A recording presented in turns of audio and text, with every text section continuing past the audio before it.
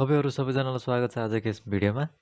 आजको यस भिडियोमा तपाईहरुलाई होटलको रुम बुक गर्न मिल्ने एउटा अनलाइन वेबसाइटको बारेमा तपाईहरुलाई बताउन गइरहेको छु। यो चाहिँ म आफूले बनाएको प्रोजेक्ट हो र यो प्रोजेक्ट चाहिँ म तपाईहरुलाई डिस्क्रिप्सनमा लिंक दिन्छु, त्यहाँबाट तपाईहरुले डाउनलोड गरेर यसलाई अझै तपाईहरुले आफ्नो हिसाबले मोडिफाई पनि गर्न सक्नुहुन्छ। र यो प्रोजेक्टमा चाहिँ तपाईहरुले खास केही पनि चेन्ज गर्नु पर्दैन, यो यतिकै तपाईहरुले आफ्नो कम्प्युटरमा सेटअप गर्नु भने यो चलिहाल्छ। यसमा तपाईहरुले खास केही गर्नु पर्दैन। मैले एउटा सिम्पल डिजाइन चाहिँ बनाइरहेको छु। एकचोटी म तपाईहरुलाई सर यो डिजाइन देखाइदिन्छु।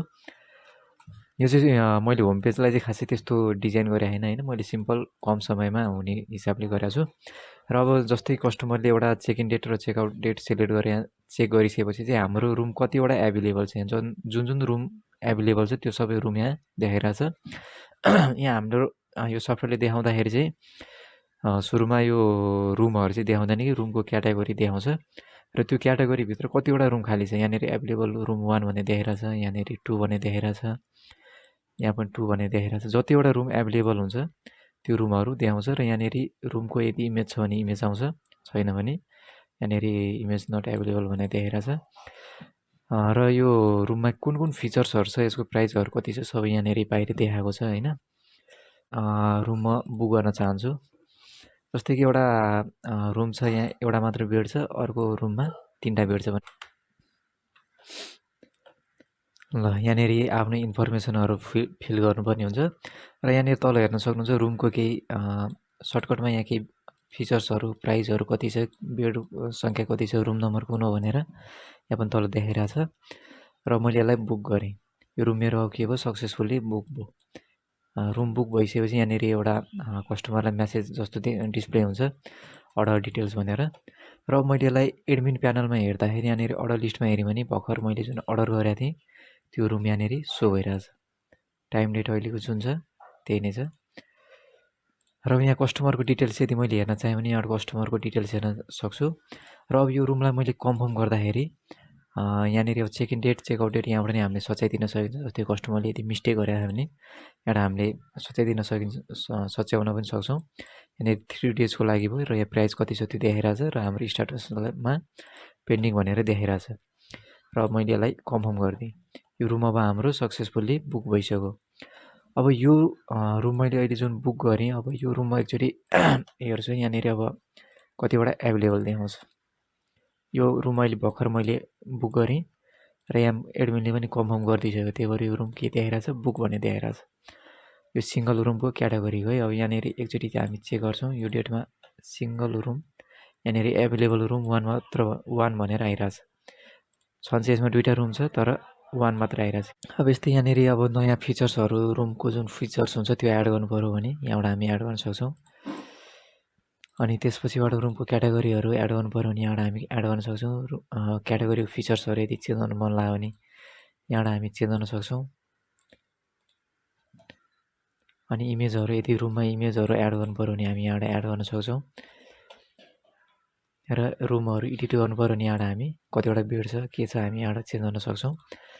र हामीले एभेलेबल रुम यदि चेक गर्यौँ भने कुन यो डेटदेखि यो डेटसम्म कुन कुन रुम चाहिँ हाम्रो एभेलेबल छ भनेर यदि हामीले एडमिनले चेक गर्यो भने चाहिँ यहाँनेर जुन जुन रुम एभेलेबल हुन्छ यहाँनेर एभेलेबल भएको रुमहरु देखाउँछ। र यसलाई बुक गर्नु पर्यो भने यहाँ कस्टमरको आइडी हामीले हाल्नुपर्ने हुन्छ। र अब यहाँ कस्टमरको आइडी फाइन्ड गर्न सकेन भनेर यहाँ एरर आइरहेछ। र म कस्टमरमा गएँ, एउटा म नयाँ कस्टमर एकाउन्ट बनाउँछु।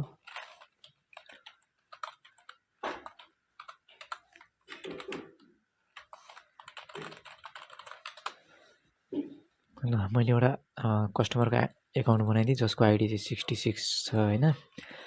यसलाई मैले यहाँनेर एभेलेबल रुममा गएर चेक गरेँ भने र मानौ एउटा यो रुम मानौ मैले अर्डर गरेँ, कस्टमरको आइडी 66 र यो मैले अर्डर गरिदिएँ। अब यहाँनेर मैले अर्डर लिस्टमा हेरेँ भने यो सागरको नाममा एउटा यहाँनेर रुम बुक भनेर देखाइरहेछ। कस्टमरको डिटेल्स हामी यहाँबाट नै हेर्न सक्छौँ र अर्डरको डिटेल्सहरु यहाँबाट हेर्न सक्छौँ। यदि हामीलाई केही हामीले यदि केही कमेन्टहरु लेखाए भए यहाँनेर सो हुन्थ्यो, हामीले लेखेका थिएनौँ। र यसलाई मैले अर्डर क्यान्सल गर्न चाहे भने पनि अर्डर क्यान्सल गर्न पनि हामी सक्छौँ।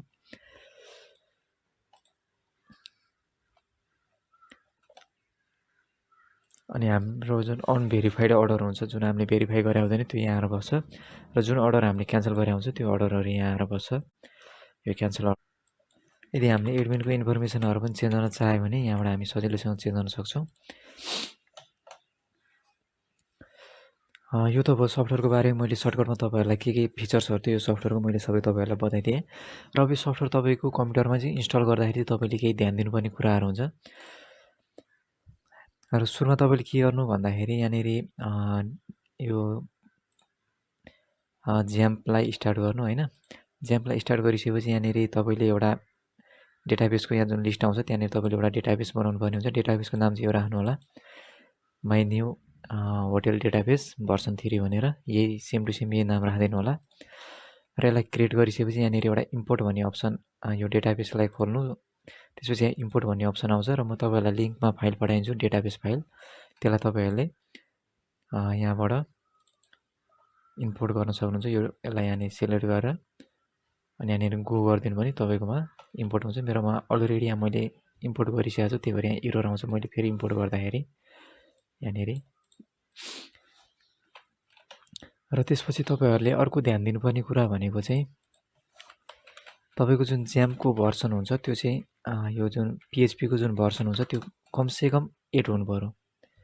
पिएचपी भर्सन तपाईँको 8 हुनु पऱ्यो। यदि 8भन्दा कम छ भने चाहिँ चल्दैन। किन चल्दैन भन्दाखेरि चाहिँ यो तपाईँको पिएचपी भर्सन यदि 8भन्दा कम छ भने चाहिँ नचल्नु कारण चाहिँ मेन चाहिँ यो जुन कोड लेखेको छु मैले, यो कोड चाहिँ तपाईँको पिएचपी भर्सन 8भन्दा माथि मात्र चल्छ। पिएचपी भर्सन यदि तपाईँको कम छ भने त्यो उसमा यो कोडले काम गर्दैन। यो कोडको कारण एरर आउँछ।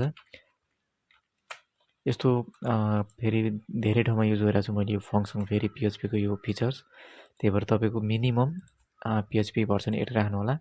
यदि पिएचपी भर्सन 8 छैन भने तपाईँले सिम्पल नेटमा गएर ज्याम्प लेटेस्ट भर्सन भनेर सोध्नु भने तपाईँको जुन अपडेट भर्सन हुन्छ नयाँ त्यही तपाईँले पाउन सक्नुहुन्छ नेटबाट।